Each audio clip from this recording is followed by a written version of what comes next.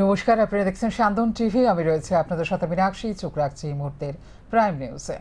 6 মাস ধরে অক্সিজেন নেই দক্ষিণ জেলা শান্তিবাজার হাসপাতালে। কোনো সংকটাপন্ন রোগী হাসপাতালে নিয়ে আসলে রেফার করে দেন উদয়পুর গোমতী জেলা হাসপাতালে। এই ঘটনায় হাসপাতালে আসা রোগীদের অনেকটাই সমস্যার সম্মুখীন হতে হচ্ছে। এ বিষয়ে ঊর্ধ্বতন কর্তৃপক্ষ অবগত থাকলেও কোনো ব্যবস্থা গ্রহণ করছে না। এতে রোগীদের জীবন ঝুঁকিতে পড়ছে। আপনি তো অক্সিজেন প্ল্যান্টের দায়িত্বে আছেন, তো এখন কি অক্সিজেন শান্তিরবাজার হসপিটালে কি অক্সিজেন পরিষেবা চালু আছে? না না, এটা তো আজকে প্রায় 6-7 মাস বন্ধ। কি কারণে বন্ধ বললে মনে হয় আপনার? কারণে বদ্ধ বলতে এটা হচ্ছে আমরা দায়িত্ব, এটা তো অন্য আরেকটা কোম্পানি। আচ্ছা, এটা হচ্ছে ওই মেন যে কম্প্রেসার মেশিন নষ্ট, আর আমরা যে সিলিন্ডার কাভার হইতেছে না, সিলিন্ডার কাভার হইতেছে না। সিলিন্ডার কাভার হইতেছে না, এটা এই সিলিন্ডার অ্যাম্বুলেন্সে ব্যবহার করে। আর আমরা এই সিলিন্ডার যদি লাগাই দিই এটা একদিনও কাভার হইতো না। তো এই যে হসপিটালে ওই অক্সিজেন পরিষেবা বন্ধ, এতে কোনো সমস্যা হইতেছে কি? সমস্যা বলতে এমনি ওই ইলেকট্রিক সিস্টেম এটা আছে, ওয়ার্ডে আছে, ওয়ার্ল্ড ইলেকট্রিক সিস্টেম এটা দিয়ে চলে আসে। সোমবার আগরতলা টাউন হলে সাফাই মিত্র সুরক্ষার শিবিরের উদ্বোধন হয়। আগরতলা পুর নিগমের মেয়র দীপক মজুমদার প্রদীপ প্রজ্বলন করে এই আনুষ্ঠানিক উদ্বোধন করেন।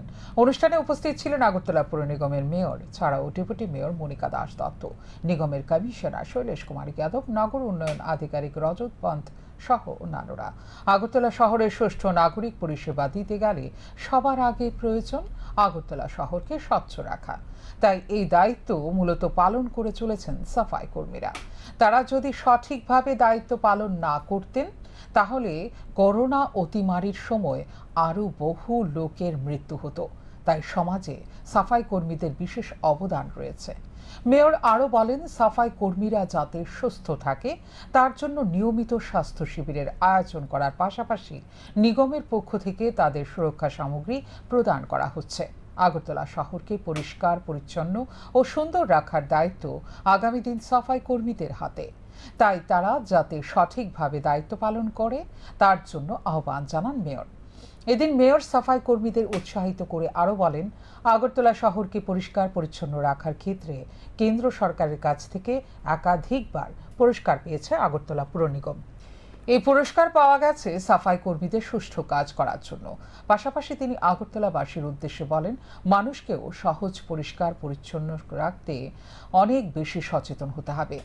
আগরতলা পৌর নিগম অনেক দায়িত্ব নিয়ে আধুনিক প্রযুক্তির মাধ্যমে শহরকে সুন্দর করে সাজিয়ে তোলার চেষ্টা করছে, কিন্তু কিছু অসচেতন লোক বাড়ির আবর্জনা রাস্তায় ফেলে সুষ্ঠু পরিবেশ নষ্ট করে তুলছে। এই বিষয় নিয়ে সকলকে সচেতন হওয়ার আহ্বান মেয়রের। আমাদের আগরতলা শহরকে পরিচ্ছন্ন রাখে, তাদের কাজ এত ভালো।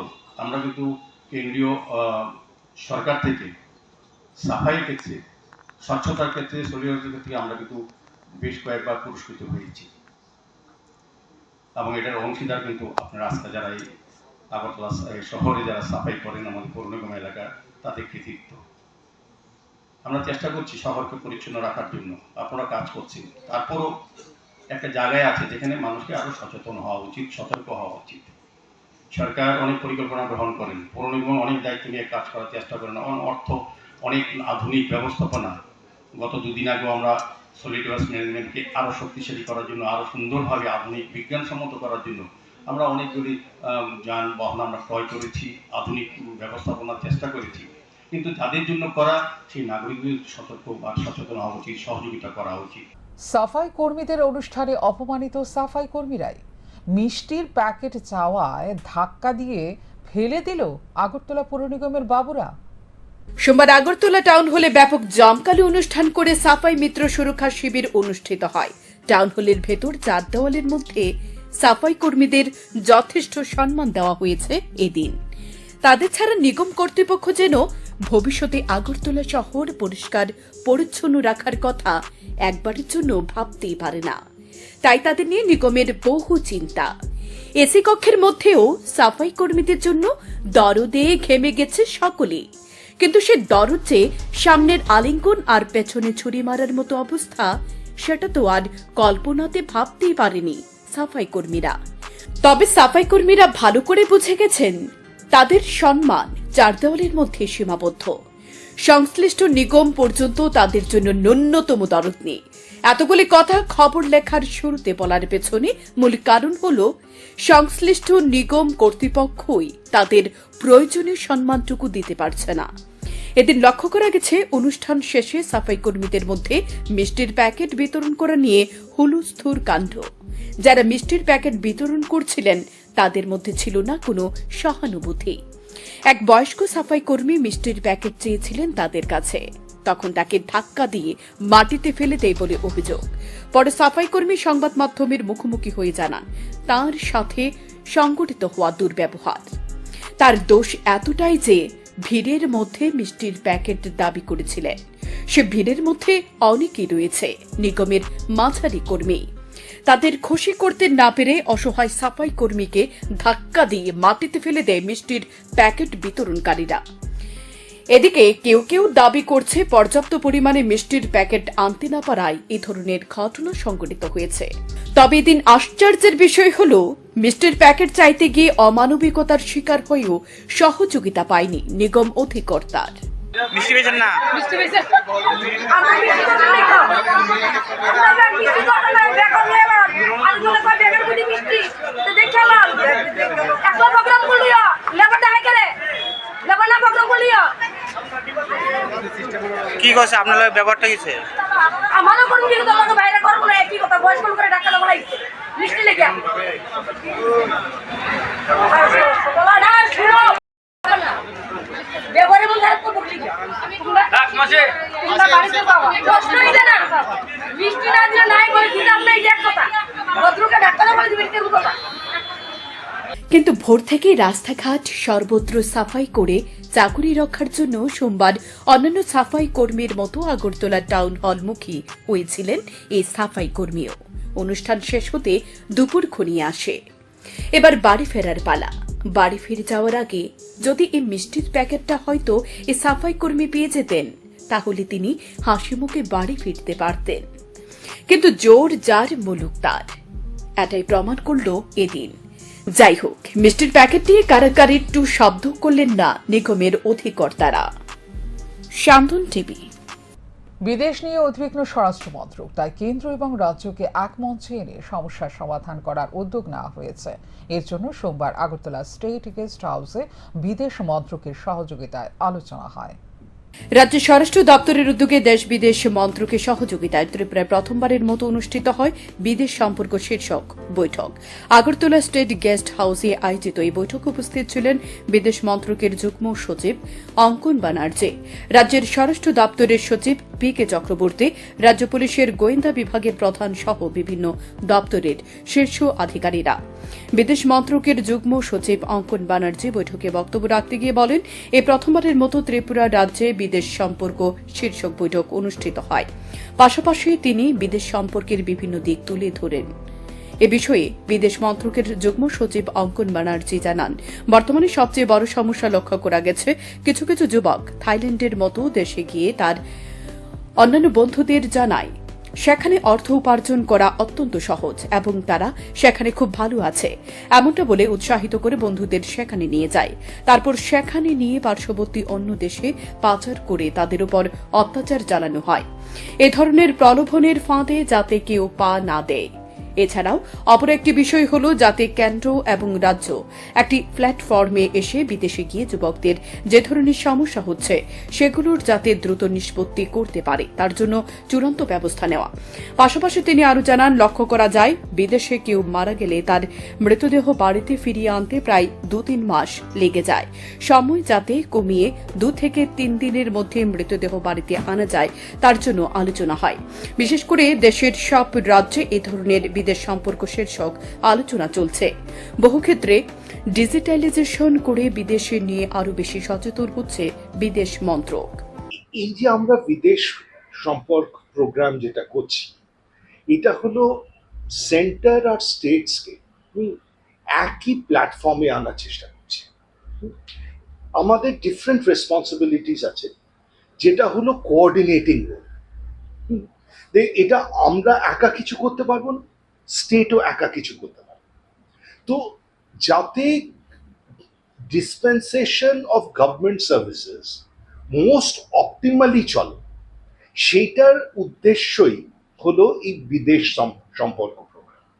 যেমন আজকে ডক্টর চক্রবর্তী বললেন যে একটা ডেড বডি গালফ থেকে আনতে ওনার 2 মাস সময় লেগেছে। এটার মেন প্রবলেমটা 2 মাস লাগে না, ম্যাক্সিমাম 3-4 দিন। এই যে কুয়েতে যে এই বার্নিং ইনসিডেন্টসটা, এটা আমাদের এমইএ গেল, ইভ্যাকুয়েশন করে যারা যারা আসতে চায়, যার ডেড বডিজ সব নিয়ে চলে। কারণ তারপর আমরা তো দিল্লি অবধি আনবো, তারপর এবার স্টেট গভর্নমেন্টের সঙ্গে ডিফারেন্ট স্টেটস, কেরালাতে ম্যাক্সিমাম ছিল, তারা কেরালাতে চলে গেল। এই যে আমাদের শুধু আমাকে ডক্টর চক্রবর্তীকে জানতে হবে না, ডক্টর চক্রবর্তীকেও আমাকে জানতে হবে, যাতে আমরা একই পজিশনে থাকি। আপনি যদি আজকে দিল্লিতে যান, আপনার কোনো কাজ থাকে, এবার আপনি জানেন একটা মিনিস্ট্রি অফ এক্সটার্নাল অ্যাফেয়ার্স বলে জায়গা আছে। মিনিস্ট্রি অফ এক্সটার্নাল অ্যাফেয়ার্সে 3টে বাড়ি আছে, 3টে অফিস আছে। এবার আপনি কোথায় যাবেন, আপনার যে প্রবলেমটা নিয়ে আপনি কোথায় যাবেন, এই জিনিসটা হলো আমাদের উদ্দেশ্য আজকের এই প্রোগ্রামে। যে লোকেদের, যে এখানে স্টেট গভর্নমেন্টকে বলা যে আপনাদের এই অসুবিধে হতে পারে, আমাদের মিনিস্ট্রি থেকে এই অসুবিধে হতে পারে, তো তাহলে আমরা আপনাদের কি করে রিচ আউট করবো, কোথায় যাব, আর আপনাদের যদি কোনো অসুবিধা হয় তাহলে আপনারা কোথায় আসবেন। এটা হলো মেন, মানে ওভারঅল একটা হোলিস্টিক ভিউ। এদিকে রাজ্য স্বরাষ্ট্র দপ্তরের সচিব জানান, বাংলাদেশ থেকে কাতারে ভারতে প্রবেশ করার বিষয়টি নিয়েও আলোচনা হয়েছে। তবে এ ধরনের অনুপ্রবেশ কোনো নতুন বিষয় নয়, আগেও এ ধরনের অনুপ্রবেশ ঘটেছে। সুতরাং বৈঠকে তাৎপর্যপূর্ণ দিক পরবর্তী সময় সামনে তুলে ধরা হবে বলে জানিয়েছেন তিনি। শান্তন টিভি। আগামী 10 আগস্ট অনুষ্ঠিত হবে ত্রিপুরা হাইকোর্ট বার অ্যাসোসিয়েশনের নির্বাচনকে সামনে রেখে সোমবার মনোনয়নপত্র জমা দেয় সংবিধান বাঁচাও মঞ্চের প্রার্থীরা। এদিন সংবিধান বাঁচাও মঞ্চের হয়ে সভাপতি পদে সিনিয়র আইনজীবী পীযূষ কান্তি বিশ্বাস ও সম্পাদক পদে সিনিয়র আইনজীবী সুব্রত সরকার মনোনয়নপত্র জমা দিয়েছেন। ভোট গ্রহণ অনুষ্ঠিত হবে 10 আগস্ট। ত্রিপুরা হাইকোর্ট বার অ্যাসোসিয়েশনের নির্বাচন আগামী 10 আগস্ট অনুষ্ঠিত হবে। ত্রিপুরা হাইকোর্টের এই গুরুত্বপূর্ণ নির্বাচনে কংগ্রেস ও সিপিআইএম সমর্থিত আইনজীবীরা সংবিধান বাঁচাও মঞ্চের হয়ে নির্বাচনে লড়াই করার সিদ্ধান্ত গ্রহণ করেন। তারা সম্মিলিতভাবে সোমবার সংবিধান বাঁচাও মঞ্চের পক্ষ থেকে মনোনয়নপত্র জমা দেন রিটার্নিং অফিসার নেপাল মজুমদারের নিকট। সংবিধান বাঁচাও মঞ্চ সভাপতি পদে সিনিয়র আইনজীবী পীযূষ কান্তি বিশ্বাস ও সম্পাদক পদে সিনিয়র আইনজীবী সুব্রত সরকার মনোনয়নপত্র জমা দিয়েছেন। এদিন মনোনয়নপত্র জমা দেওয়ার পর সিনিয়র আইনজীবী পীযূষ কান্তি বিশ্বাস জানান, ওনাদের লক্ষ্য আইনজীবীদের স্বার্থ রক্ষা করা, সাধারণ মানুষ যেন উচ্চ আদালতে বিচার পেতে কোনো সমস্যা না হয় সেটা দেখা।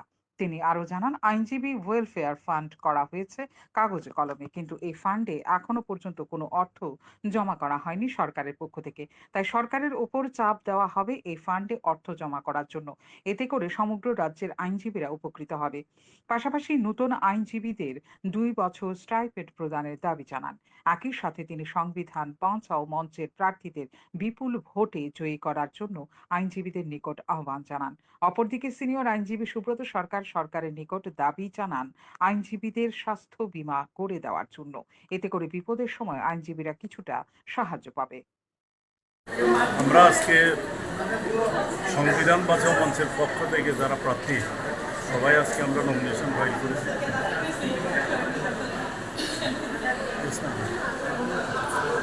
আমাদের উদ্দেশ্য একটাই, আইনজীবীদের স্বার্থ, হাইকোর্টে যাদের লিটিগেন্ট পিপলেরা বিচার পাইতে কোনো অসুবিধা না হয় সেটা দেখা। আর দুটো মেইন জিনিস আপনারা জানেন, আমাদের এটা অধিকার, লয়ার্স ওয়েলফেয়ার ফান্ড, এটা গভর্নমেন্ট এটা করেছে কাগজে কলমে। আজকে 5 বছর হয়ে গেছে, এটাতে 1 পয়সাও জমা দেয়নি। আমরা সরকারকে বলবো এবং চাপ সৃষ্টি করবো ওয়েলফেয়ার ফান্ডে যাতে সরকারের যে পদে অর্থটা সেটা জমা দিলে পরে বার কাউন্সিলে দেবে, তাহলে সারা ত্রিপুরার যারা আইনজীবীরা আছে তারা ভীষণভাবে উপকৃত হবে। আরেকটা দাবি আমাদের থাকবে, যারা নতুন অ্যাডভোকেট যারা জয়েন করেছে তাদেরকে যাতে 2 বছর সরকার একটা স্টাইপেন্ড দেয়, এগুলো হলো আমাদের মেইন উদ্দেশ্য। আর যেটা আমরা বললাম, লিটিগেন্ট পিপলের ছাত্র আইনজীবীদের নিরাপত্তা, এবং আমরা যাতে সবাই বারের স্বার্থে, মানুষের স্বার্থে, সমস্ত দল মত নির্বিশেষ সবার উপর উঠে আমরা মানুষের সেবা করতে পারি, সেই জন্য আমরা চাই যারা আইনজীবী আমাদের হাইকোর্ট বার অ্যাসোসিয়েশন যারা ভোটার, তাদের কাছে আমাদের আন্তরিক একটা অনুরোধ থাকবে, আমরা যারা প্রার্থী হয়েছি সবাইকে বিপুল ভোটে জয়ী করার জন্য। এটার বারের স্বার্থের দরকার, এবং এদেরকে যদি জয়ী করে সামনের দিনে একটা শক্তিশালী বার আমরা প্রেজেন্ট করতে পারবো। এই হলো আমাদের। এদিকে রিটার্নিং অফিসার নেপাল মজুমদার জানান 10 আগস্ট সকাল 9:30 থেকে 1:30 পর্যন্ত ভোট গ্রহণ করা হবে। 2:30 থেকে শুরু হবে ভোট গণনা। ভোট গণনা শেষে ফলাফল ঘোষণা করা হবে। এখনো পর্যন্ত 35 জন প্রার্থী মনোনয়নপত্র সংগ্রহ করেছে। তার মধ্যে 11 জন প্রার্থী মনোনয়নপত্র জমা দিয়েছে। মঙ্গলবারও মনোনয়নপত্র জমা রাখা হবে। 31 জুলাই মনোনয়নপত্র স্ক্রুটিনি করা হবে। 1 আগস্ট মনোনয়নপত্র প্রত্যাহার করার দিন ধার্য করা হয়েছে। তারপর ব্যালট পেপার ছাপা হবে। নির্বাচনে মোট বৈধ ভোটার রয়েছে 217 জন। তার মধ্যে সিনিয়র আইনজীবী রয়েছেন 15 জন। 202 জন রয়েছেন আইনজীবী। 11টি পদের জন্য নির্বাচন অনুষ্ঠিত হবে। 11টি পদের মধ্যে রয়েছে সভাপতি, সহ-সভাপতি, সম্পাদক, সহ-সম্পাদক, কোষাধ্যক্ষ ও 6টি কার্যকরী সদস্যের পদ। নির্বাচিত কমিটি পরবর্তী 2 বছরের দায়িত্বে থাকবে। 10ই আগস্ট সকাল 9:30 থেকে 1:30 অবধি ভোট গ্রহণ করা হবে। এখন অবধি আমাদের 35 জন প্রতিনিধি তাদের নমিনেশন পেপার গ্রহণ করেছেন, এবং আজকে এবং আগামীকাল এই 2 দিন ওনারা নমিনেশন পেপার জমা করবেন। এখন অবধি 11 জন নমিনেশন পেপার জমা করেছেন। আগামীকালও আমরা নমিনেশন পেপার গ্রহণ করব, এবং নমিনেশন পেপারগুলি আমরা জমা রাখব 29-30 2 দিন, এবং 31 জুলাই এটা স্ক্রুটিনি হবে সেই নমিনেশন পেপারগুলি ভ্যালিড আছে কিনা, এবং উইথড্রয়ালের ডেট নির্ধারণ হচ্ছে 1 আগস্ট। 1 আগস্টের পর যে নমিনেশন পেপারগুলি ভ্যালিড পাওয়া যাবে সেগুলি আমরা ব্যালট পেপার আমরা ছাপাবো, এবং 10ই আগস্ট সকাল 9:30 থেকে ভোট গ্রহণ করা হবে 1:30 পর্যন্ত। তারপর 2:30 থেকে আমরা ভোট গণনা শুরু করব। যতক্ষণ না ভোট গণনা শেষ করে আমরা নির্বাচিত প্রতিনিধির নাম ঘোষণা করব, ততক্ষণ পর্যন্তই আমাদের এই কাউন্টিং শেষ হলে পরেই আমরা নির্বাচন ঘোষণা দেব। নিয়ম নীতি কি রয়েছে? নিয়ম নীতির মধ্যে রয়েছে যারা ত্রিপুরা হাইকোর্ট বার অ্যাসোসিয়েশনের মেম্বার, অপশান রয়েছে যে কারা ত্রিপুরা বার অ্যাসোসিয়েশনে ভোট দেবে কিংবা ত্রিপুরা হাইকোর্ট অ্যাসোসিয়েশনে ভোট দেবে। যারা পছন্দ করেছেন যে ত্রিপুরা হাইকোর্ট বার অ্যাসোসিয়েশনে ভোট দেবেন, তারা যে অপশান নিয়েছেন তারাই একমাত্র আমাদের এখানে ভ্যালিড ভোটার। ভ্যালিড ভোটারের তালিকায় রয়েছেন মোট 217 জন। তার মধ্যে 15 জন রয়েছেন হচ্ছে সিনিয়র অ্যাডভোকেট, এবং 202 জন হচ্ছে অ্যাডভোকেটস। 202 প্লাস 15 সর্বমোট হচ্ছে 217 জন মেম্বার্স নির্বাচন করবেন।